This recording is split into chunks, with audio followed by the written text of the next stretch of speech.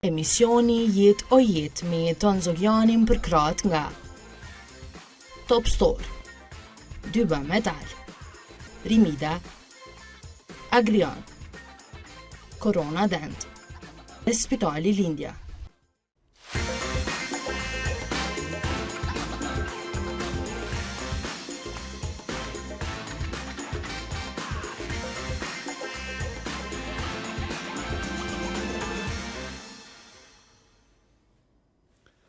Mi mrama miqtë të mi, po takohemi prapë në emisionin Jetë o Jetë.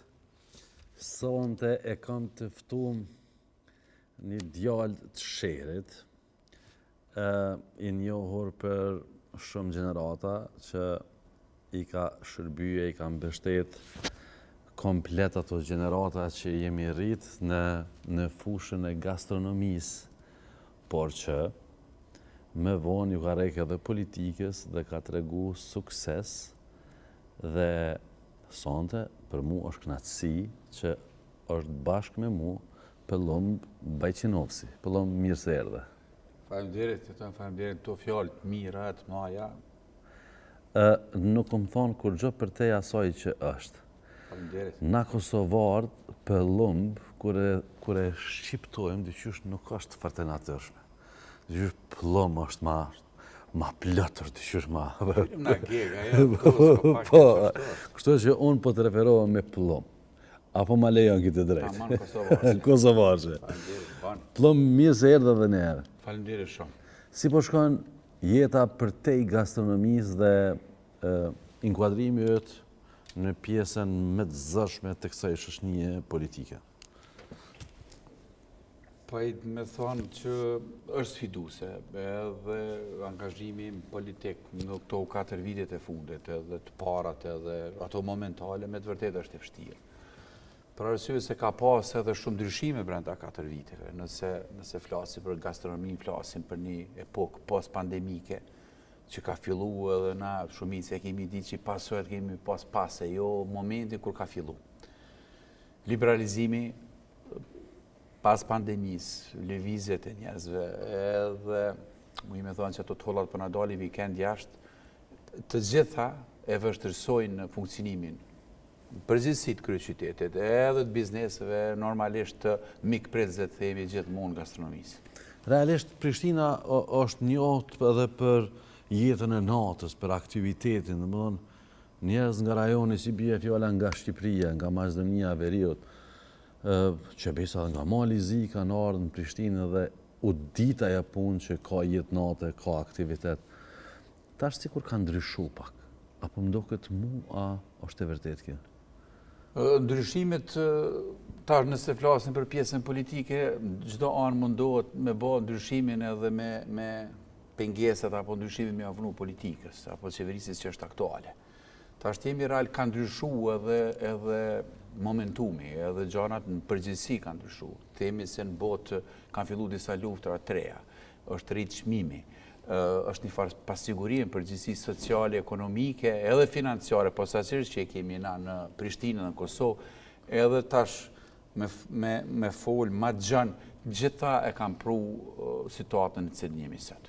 Po, megjithatë, bie fjala vikende na pishohim sa vetura kalojnë kufinin dhe shkojnë në Shqipëri. Ose për me tregu situatën ma konkretisht, të dielën në mbrëmje. Prej Komoranit, si të njës, kryqi Komoranit që ju referohemi, deri në hyrje të Fushë Kosovës gjithmonë është kolon. Ata pas për Shqipënisë po vinë. Më thonë, a është një farforme pak edhe Bregdeti patkeq të e dëmtu këtë fushë të na? Sigurisht e ka qenë edhe më herët vikendën në Shqipëri, kohëve të fundit vikendën në Selanik në Greqi, edhe me transport i cili një transport vajt i ardhen Selanikos gati si me utun Prizren. Edhe këto e ka prishat balansi.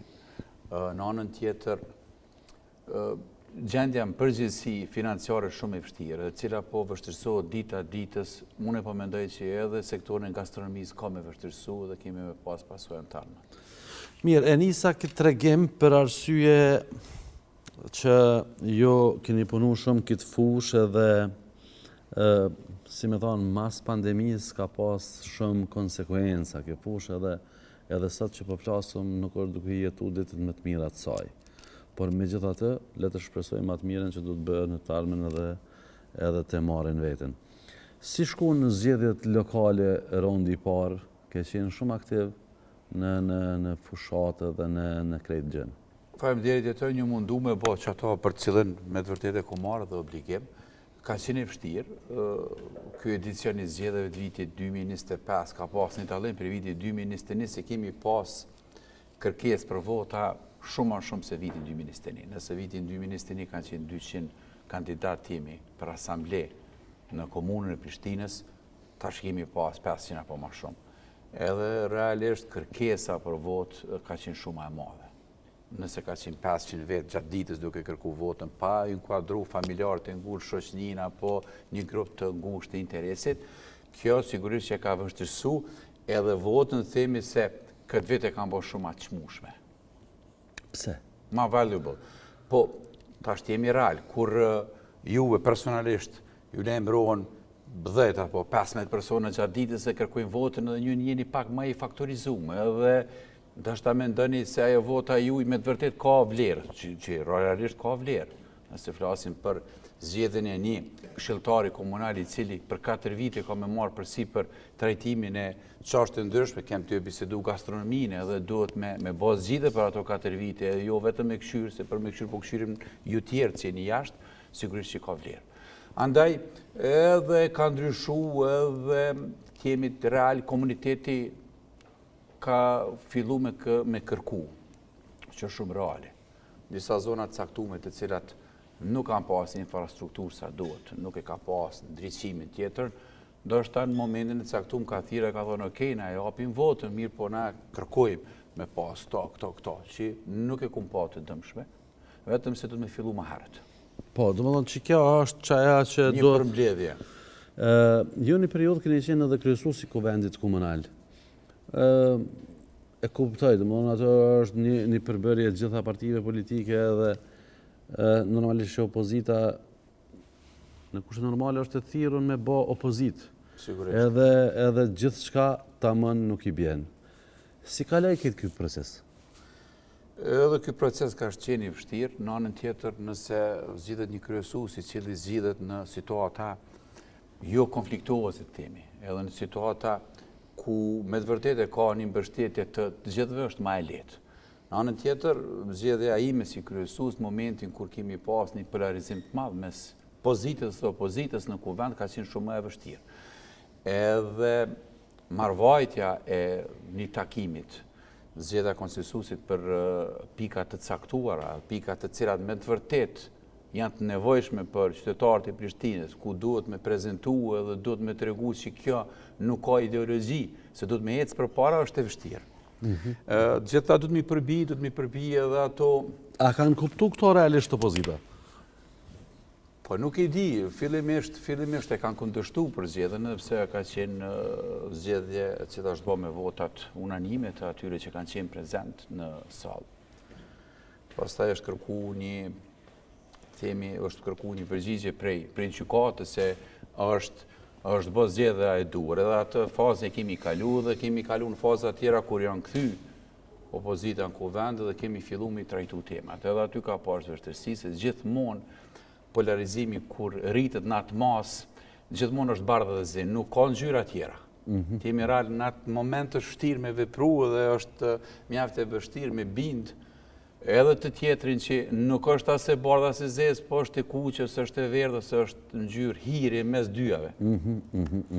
Çashtu ne shpjegoj këtë proces. Me që jemi të kuqja kemi pa edhe skena të vandalizuara në kuvendin komunal, që ka ardhur nga një subjekt politik. E kemi pa si video, po si me thonë, nuk e kemi kuptu sakt pse ka ndodhur që ajo skenë. Më të kujtohet që i shkul ato mikrofona, ato sene që janë në fund ditës janë pronë e qytetarëve dhe nuk janë pronë individuale. Se me pronën individuale, ti më nësh më në revozu dhe me thy, do më denu policia për prishje të rendit dhe qëtësisë. Po kur ti vandalizon me pronën e shtetarëve, pse ka ndodhur në sakt që e s'ken? Përveç vandalizimit jemi real, edhe prej subjektit ndoshta unë që i takoj është kërku që ata tjerë, të opozita ose ky tjetri po fol shumë. Edhe në shpjegimin që ju mundumi, po edhe opozitës ju më shpreh se foltorja është një vend ku do të me folë. Demokracia sa do që është e mirë, ka dhe anë të cilat nuk na pëlqejnë brenda saj që e kemi pranu. Edhe aty flitet edhe për të mirën edhe për qetë, ka njëherë flitet edhe për ato që s'ki qep me ndëgju mirë, po do të mu folë edhe jep mundësin se cilet me folë. Andaj, të përkryzoj se shkullja e një themi aseti kryesor aty do me thonë shumë, se cilet spjegon pas taj variantin e ti. Gjithmonë, kur kemi pas polarizimit të tila, ju mundu mi tregu të gjithve se prezenca jo në kuvendin komunal të Prishtinës, qoftë si pozita ose opozit ka arë për i numër të caktuarat votave që i ka votu dikush. Edhe sigurisht se cili e prezenton dikon aty, nuk është vetvetja. Vetvetja mundet më arë vetë në momentin kur kemi raste kur kryetari aktuali i Prishtinës e zgjedh dikon drejtori, i cili mundet më arë edhe prej subjekti jo politike, prej biznesit, edhe i cili nuk ka ndështë anaj farë obligimi. Obligimi i se cilit ansamblest apo këshilltar komunal i cili ka arë me vota dikujna tjetër, si pozitë ose opozit, e ka një rëndësi të veçantë. Edhe qoftë shkullja një mikrofonit, qoftë jo votimi i një pike cila ka rëndësi thelbësore për komunitetin e Prishtinës, a i merë po jena pozitiv dhe negativ. Për arsye se nëse nuk do me votu, do të me dalë, në atë foltore dhe me të regu arsyeshmërin e jo, sigurisht, edhe do të me qenë real me votus që i ka. Andaj, përkujzoj foltoren me demokraci, me të mirën edhe me të keqen që i thash, edhe ku do të me bajt, edhe do të me qenë pjesë e saj. Shku në 4 vjetë, në kuptimin që qka u bo mirë dhe qka u bo keq? Qka nuk shkoj, në fakt? Qka nuk u arrit si pritje që ishte e planifikume? Realisht ka qenë një qeverisje e cila është bo me një kryetar i cili ka arë prej subjektit politik LDK-s, i cili ka arë në formën e asaj si do tjetë menaxherit gjithve, me pretendimin fillestar dhe ato e ka majtë prej fillimit që nuk jam me politikë. E ka mendu gjithmonë kryetari Rama nuk jam me politikë në kuptimi që vdu me afru të gjithë, edhe këto jemi na ata që të marrin vendime të përbashkëta. Edhe unë jam një farë shenja po sinonimi i gjithve, edhe të unë e kini me gjithë mundësin më shprej të gjithë. Ashtu unë e kom kuptu nëse nuk është, nëse dikush për i publikut apo jo me ndëni ndryshe, kjo ka qenë. Dhe 2 vjetë është mundu me se cilin subjekt politik me bo kompromise edhe me shty proceset.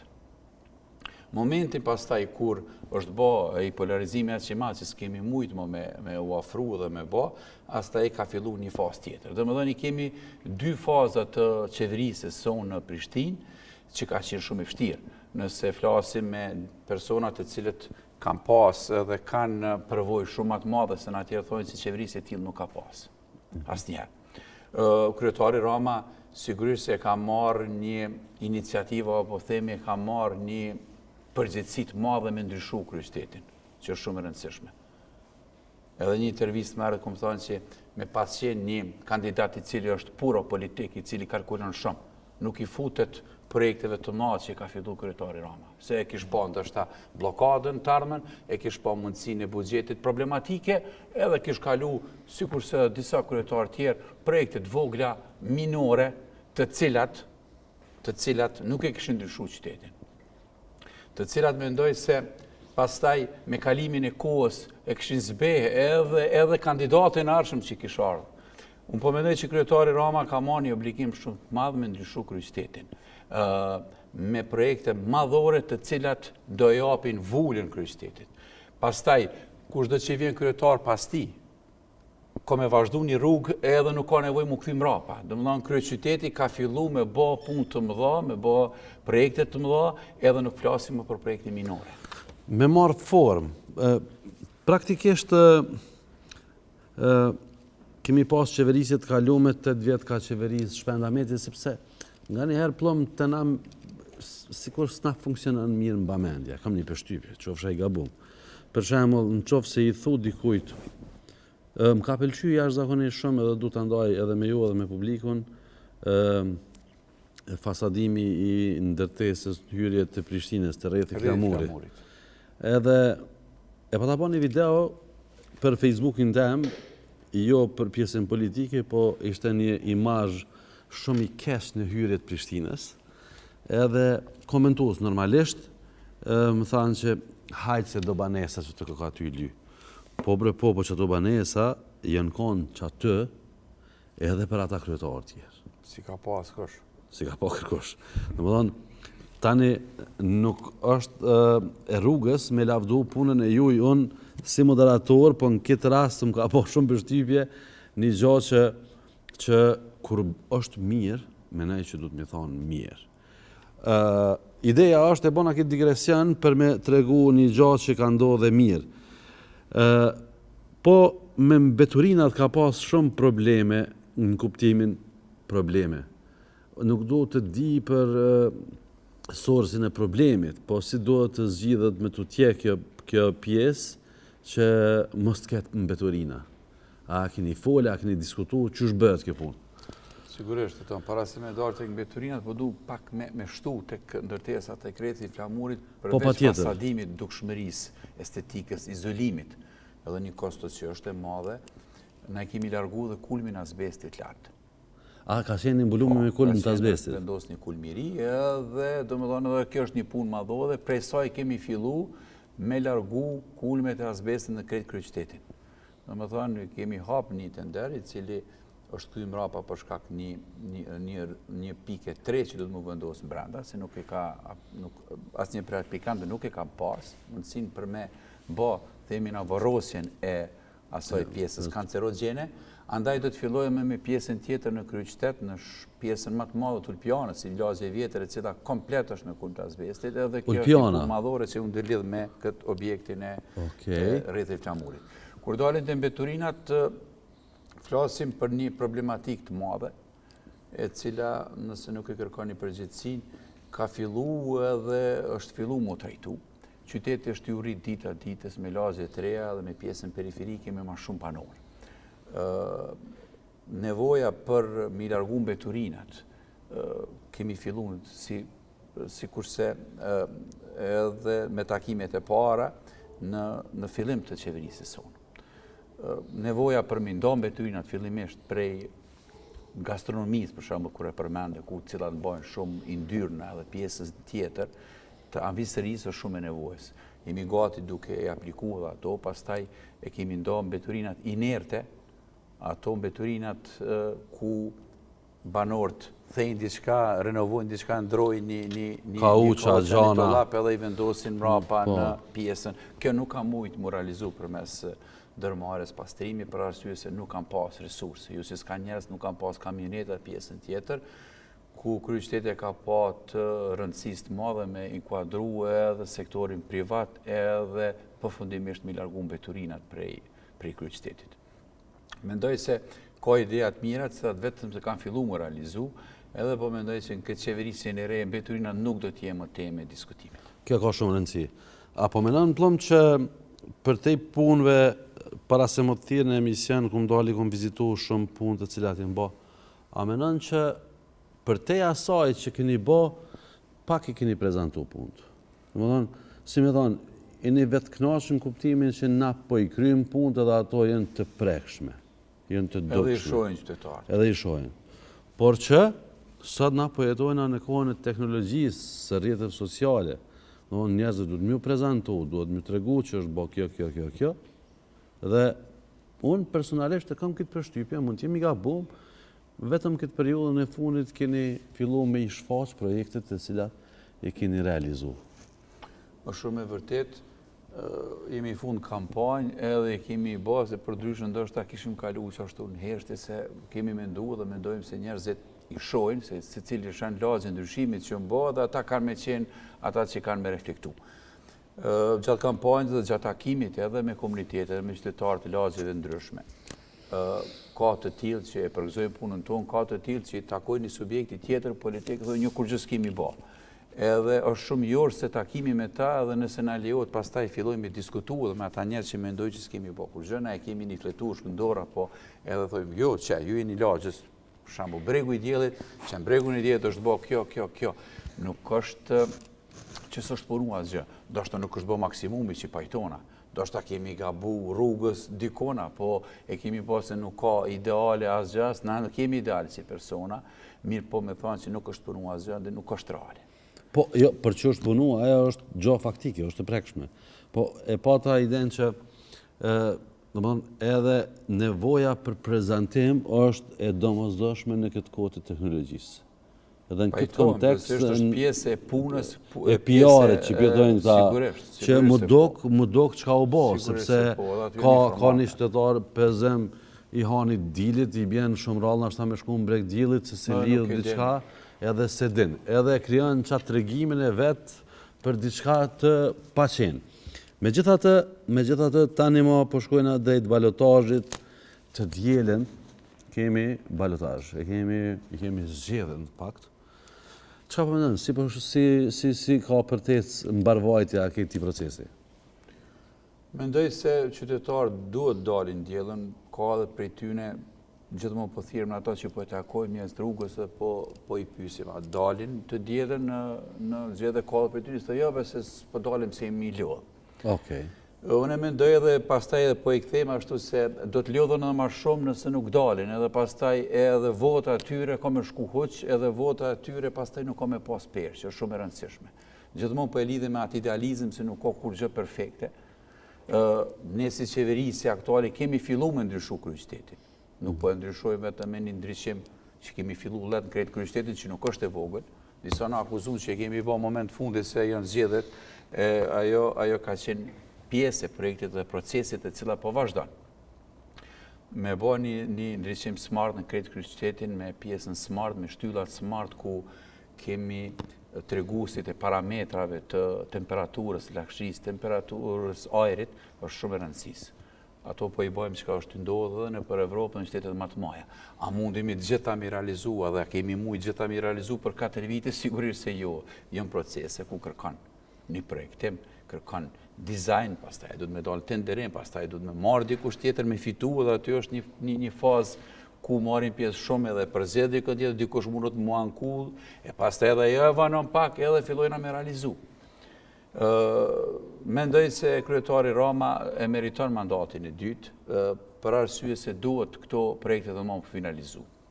Duhet me fillu me lanë gjurmë të mëdha në kryeqytet edhe kush do që vjen, apo do t'jetë kryetari Rama pak dikush tjetër, ato thash marrët, e ka një rrugë të trazuar dhe nuk ka nevojë me kthy kryt mrapa, vetëm vazhdon përpara se po fillon kryeqyteti mu vullohes me një të ardhme shumë ndritshme. Rruga Gjimgjema lidhet të rreth rrotullimit, nëse s'gaboj, të rreth rrotullimit të rruga B, apo? Po, e lidhin rrugën A, po, që thirret Gjimgjema me rrugën B. Me rrugën B. E kemi pa që është të u punu intensivisht. Po, çka jam kurreshtar edhe unë personalisht, po besoj edhe shikues, që kjo lidhja që bëhet në rrugën e Veternikut në kushte normale, apo? A mundesh më na përshu pak situatën? A është afer më lidhë, sepse kjo, si me thonë, e shliron shumë që pjesën që shequjmë në pjesa e lagjës spitalit. Kështu përpara o quj tash rruga Muharrem Fejze, ka ndryshu me kalimin e kohës, po a është afer më konektu që kjo pjesa në rrugën e Veternikut? Temi rrallë aty është ty punu disa faze. Në faza parë që kemi fillu edhe po shpresojmë që deri në fund këtij viti kalendarik përfundon është ndërlidhja rrugës A, sepse rruga A fillon aty ku e keni pa tek mbrapa Çukukës. Pastaj e ka një kalim në rrugën e Veternikut, edhe kalon në Emshin Kalabri edhe lidhet atje dikun tek tregu i madh i Prishtinës. Okej. A kështu ka hala ma ka segmenti i gjatë. Fillimisht është mendu me qenë 1.3 km këtë vit kalendarik përfundon, rruga A prej asoj pjesës rrugës Veternikut lidhet tek rruga B, e cila vetë se ka përfundu një pjesë më e madhe, ndoshta duhet në trotuaren të punu këto ditë dhe në pjesë të vogla teknike. Ajo pjesa e lidhjes tyre ka qenë mjaft problematike se ka pas edhe disa disa prona aty të cilat janë private, pastaj janë lidh edhe që ka qenë një problem madhor i krejt asaj pjesës aty ata banorët e dinë. Shpërndësimi tyne. Edhe ndërlidhja kolektorit, të kanalizimit, domethënë që po bëhet një punë shumë e madhe, nuk ka qenë vetëm ndërtimi i rrugës. Jemi ty punu gjitha me një traumë. Vazhdën e asaj mi kry krejt. Vazhdën e asaj kryen krejt, që kjo pjesa më e komplikuar ka mbetë, cila besoj që deri në fund vitit kryet edhe është një lidhje e kryeqytetit me pjesën veri lindore të kryeqytetit, domethënë krejt pjesa e Matit 1, Matit 2, Matit Qani, pjesa Zllatarit, Bregu i Diellit, lagja Spitalit, me Muarën Fezer e kanë pastaj një aneks të veçantë të ndërlidhjes. Për momentin është duke u punu një rrugë, nëse e keni fjalën, kur shosh poshtë prej Veternikut në anën e djathtë, lidhet një rrugë e cila automatikisht të zbret në pjesën e Prishtinës 3 dhe lidhet me rrugën A, e cila do e bën një ndërlidhje shumë mirë dhe do e largon një pjesë. Si duket kjo është shumë afër. Kjo është shumë afër, edhe sot kum kalu aty është duke u asfaltuar, ndoshta është pjesa finale. Kjo është shumë e rëndësishme ndaj që e leton pjesën e lagjës Spitalit, Pjere Peromi. Një pjesë, flasim fillimisht për Prishtinën e Re. Nuk ka nevojë me zbrit deri poshtë tek rrethi i Flamurit, më fut në rreth dhe pastaj më orientu. Po mi kalu 3 rrath rrjedhimisht. Ata direkt futen në pjesën e djathtë, kulshon poshtë Veternikut dhe kalojnë rrugën A. Në të ardhmen lidhen në rrugën A, në të ardhmen lidhen në rrugën B, edhe rruga A pastaj në këtë qeverisën e re do të lidhet edhe lart me pallatin e drejtësisë. Perfekt. Apo më tregon, i kom pa disa trotineta në qytet, kanë ardhur frek, rishtazi. Po. Qysh funksionojnë ata valla? Se ndi të ofrova, këshyr unë, këshyr ata, nuk më isha mirë ampje, qysh e merë njeri me dasht me marë, qysh bata e punë, më vë në shërbim të konsumatorit. Për sistem modern i mobilitetit, jemi sikur se një kryeqytetet e mëdha, diçka e pa me maharet, ata që ka lëviz jashtë e kanë pa dhe shohin çu funksionon. Njëjtë ndodh si me aplikacionet që kemi me bicikletat në qytet. A është i njëjti aplikacion? Aplikacion një tjetër se është një kompani tjetër. Realisht është një kompani private, e cila tash vetëse me komunën e Prishtinës i menaxhon trotinetet. Në të ardhmen po mendojmë dhe bicikletat elektrike të jenë pjesë e këtij mobiliteti që ke përmendur gjithmonë. Nëse më lejohet, do të përmendi vetëm këtë pjesën e mobilitetit gjithmonë duke përfshirë se ka shumë hallka për me përmbyll. Domethënë lëvizja më e lehtë në kryeqytetin të ardhmen duhet të jetë kur sigurisht me instalimin e tripit të rrjetit të autobusit Prishtinës, edhe me inkuadrimin në gjitha lagjet dhe me linjet e reja, me inkuadrimin e lëvizjes me mobilitet, qoftë me bicikleta elektrike, qoftë me trotinet, pastaj kalimin e shumicës së rrugëve në një kahore. Unaza Brendshme është gati, edhe besoj në fund vet apo në fillimin e vitit 2024 të jetë gati, në të ardhmen nëse arrim e realizu edhe kemi një qeverisje mas pari të themi e cila e shtyn projektin e më madhor të kryeqytetit, të Unazës. Dhe nuk mendon për politika ditore. Sigurisht jo, po mendon për qytetarët, mas pari me letu jetën. Atëherë ndërtimi i shkollave në çdo lagje të kryeqytetit e përmbush këtë hallkën e mobilitetit. Edhe tek atëherë, nëse ndëgjojmë disa prej pretendentëve që kanë qenë për kryetar, shumica kanë thonë për një javë, dikush për një muaj se e ka me largu kaosin urbanistik që po ekziston në kryeqytet. Qyteti çdo ditë po rritet me ka një vetur. Çdo ditë një i ri, edhe fëmijët tonë të ardhmen po fillojnë me vozitë edhe marrin një kerr ose marrin një diçka tjetër në fund rrugë, si pasojë e nevojës. Atë proces nuk mundemi me ndal. Kemi me ndal kur e krijojmë apo e finalizojmë mobilitetin në gjitha hallka që thash. Kur një banor i Matiçanit nuk ka nevojë me marrë veturën, me fut fëmijët në veturë, me çu fëmijët në shkollën finlandeze gati në Lipjan, edhe me fut në komunikacion. Këto po e shpjegon edhe kryetari Rama shumë mirë. Ndërtimi i shkollave, pastaj edhe besoj në 4 vjeçarin e dytë, gjitha shkollat e kryeqytetit do të kalojnë në mësim tërditor. Të gjitha shkollat do të kenë shujta, të gjitha shkollat do të kenë një arsim më modern dhe të digitalizuar, edhe atëherë nuk është e rëndësishme me kalu prej një pjesë të qytetit në pjesën tjetër e me bë krejt kaos me automobile me tjerë kur e kanë shkollën afër.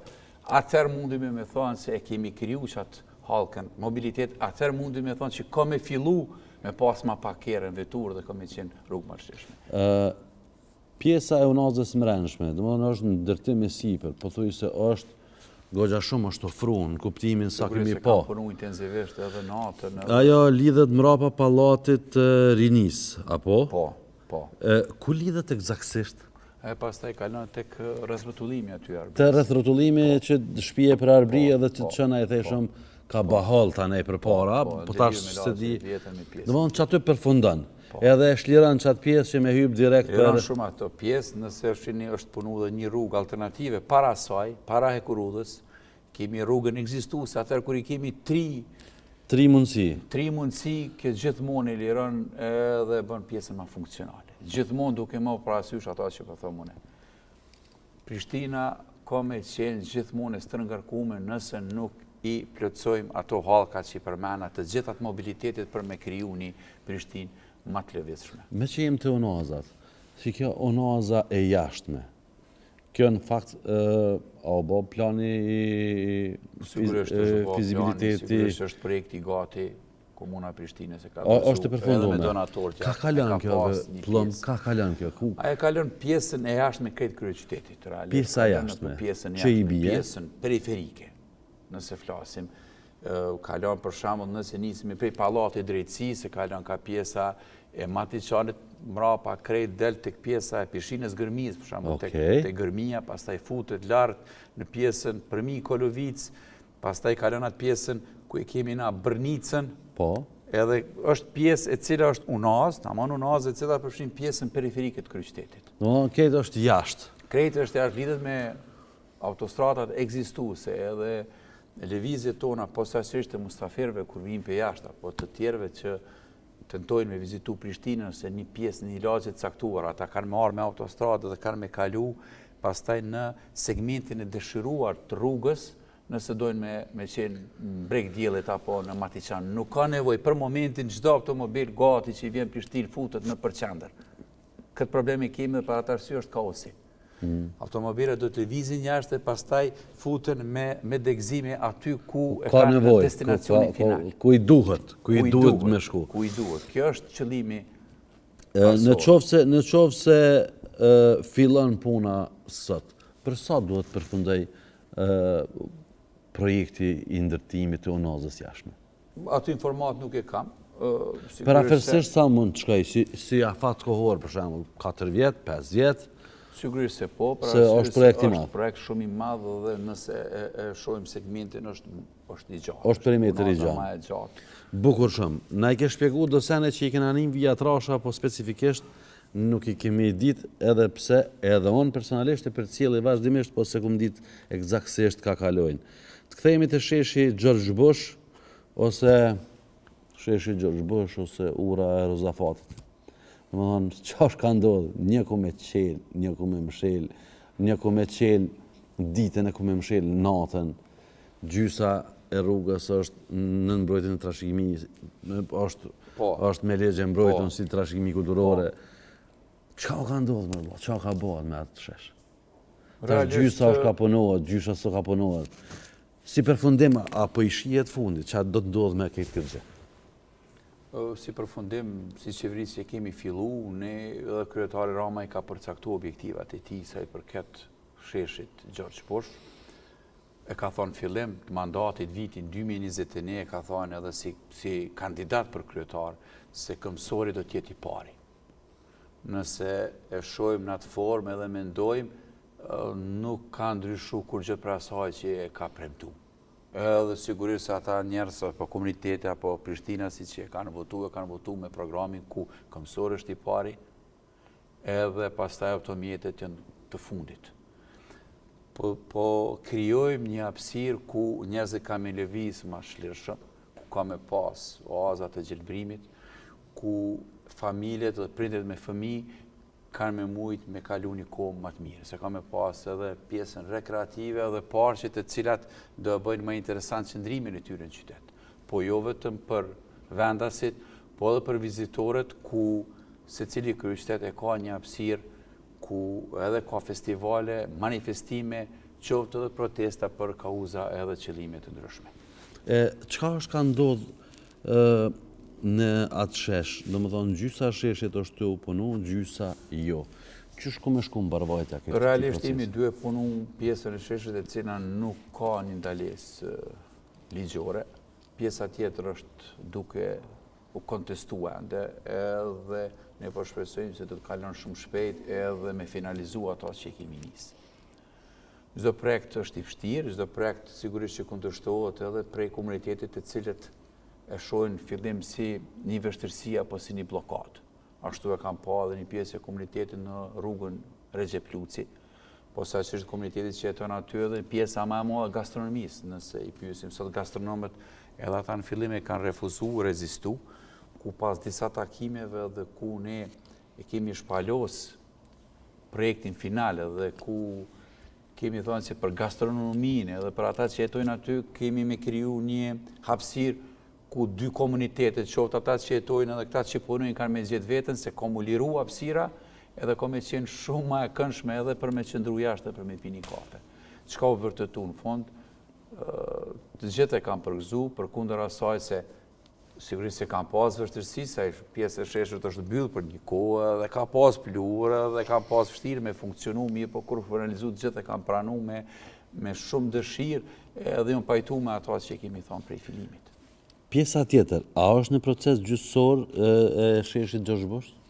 Po pjesa tjetër po, se është afër se thatë ju objektive të trashëgimisë kulturore, dhe pse në nuk po e prekim asë një objekt trashëgimisë kulturore, në realisht po lirojmë hapësirë më shumë, po krijojmë edhe hapësira gjelbruse aty, edhe po krijojmë hapësira që është më rëndësishme për komunitetin tonë. A o kanë pjesë e trashëgimisë edhe ndërtimi i parkingut në Toksor?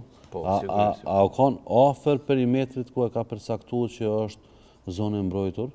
Po duket se po në atë moment apo në atë kohë nuk ka qenë temë diskutimit asnjëherë. Domethënë është e njëjta situatë, por që për për juve është po nuk është diskutuar asnjëherë. Okej. Nuk është diskutuar asnjëherë. Plom ju jeni edhe aktualisht edhe zëdhënës si komune. Si është gjendja në fshatra?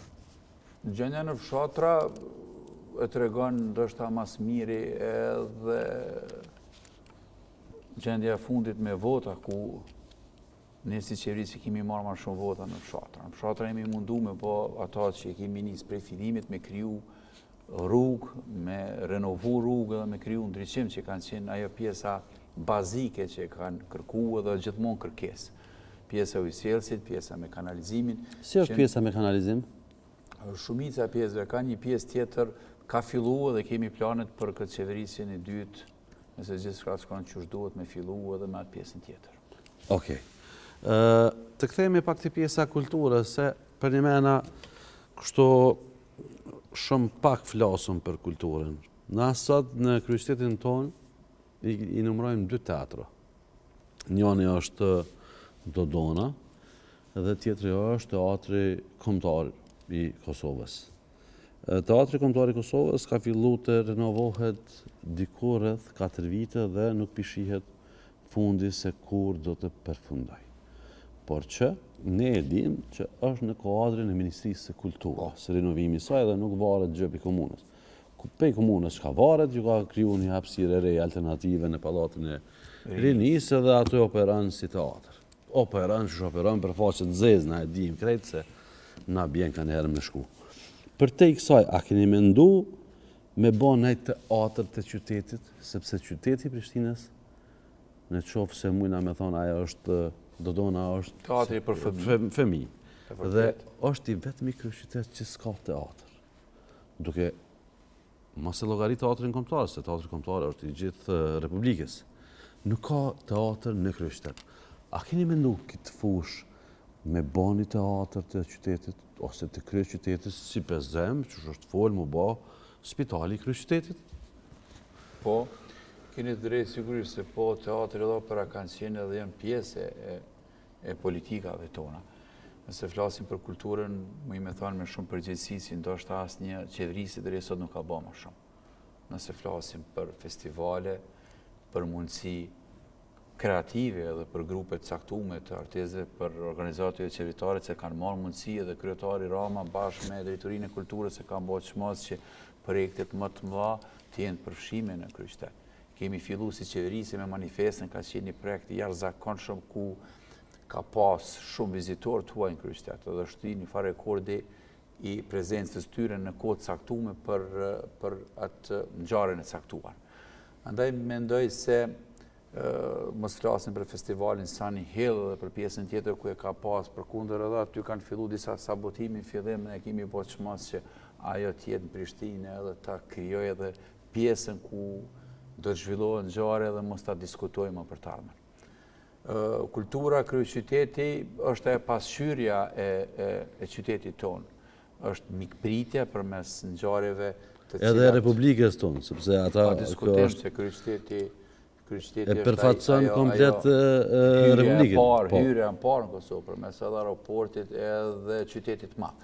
Andaj mendoj se edhe këtë mandatin e dytë do të bëjmë edhe më shumë, gjithmonë duke bërë diskutime me komunitetin artistik. Kemi finalizuar edhe një projekt madhor për kulturën për 10 vite të ardhshme, i cili përfshin nevojat edhe ato themi projektet kapitale që i kërkojnë edhe komuniteti artistik kryeqytet. Ju jeni afër kryetarit Rama, a do të bëheni sebeb ta bëni teatrin e kryeqytetit? Sigurisht se po, nëse sot do të pyetni kryetarin Rama, është më se i bindur se do të me fillu dhe projekti do të jetë gati shumë shpejt, kur e fillojmë.